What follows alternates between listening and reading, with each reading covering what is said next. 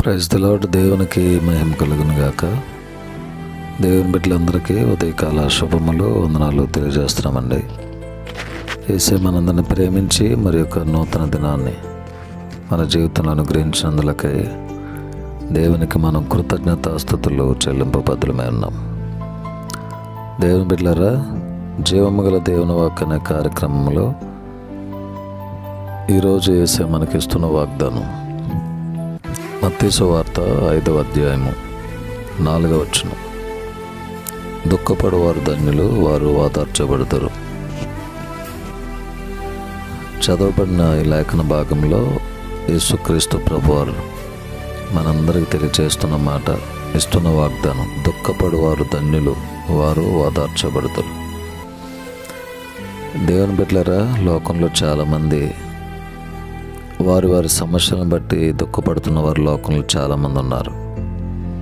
అలాంటి వారందరితో యేసయ్య చెప్తున్న మాట, దుఃఖపడేవారు ధన్యులు, వారు ఓదార్చబడతారు. బైబిల్ గ్రంథంలో అలా దుఃఖపడి ఓదార్చబడిన వారిలో ఆదికాండంలో హాగరు అనే స్త్రీని మనం చూస్తాం. ఆమెగారు ఎంత దుఃఖపడిందో దేవుడు అంతగా హాగరు గారిని దేవుడు ఓదార్చినట్లుగా మనం చూస్తున్నాం బైబిల్లో. కాబట్టి దేవుని బిడ్డలారా, యేసయ్య మనలను ఓదార్చేవాడు. దుఃఖంలో ఉన్న మీ జీవితంలో దేవుడు శ్రేష్టమైనటువంటి ఓదార్పునిచ్చి తగిన ఆశీర్వాదంతో మిమ్మలను నింపాలని దేవునికి ప్రార్థిస్తూ ఉన్నాం. ఈ వాగ్దానం మనందరి జీవితంలో దేవుడు నెరవేర్చునుగాక. ఆమేన్. మా ప్రేమగల తండ్రి, పరిశుద్ధులైన ప్రభు, వందనాలు. ఈ నూతన దినాన్ని మాకు ఇచ్చినందుకు స్తోత్రం. ఈ దినమంతా మీకు కాపుదల దయచేయండి. చేయుచున్న పనులు, ప్రయాణాలు, ఆరోగ్య విషయాల్లో తోడుగా ఉండి సహాయం చేయండి. బలహీనులను బలపరచండి. వాగ్దానం మా జీవితాల్లో స్థిరపరచండి.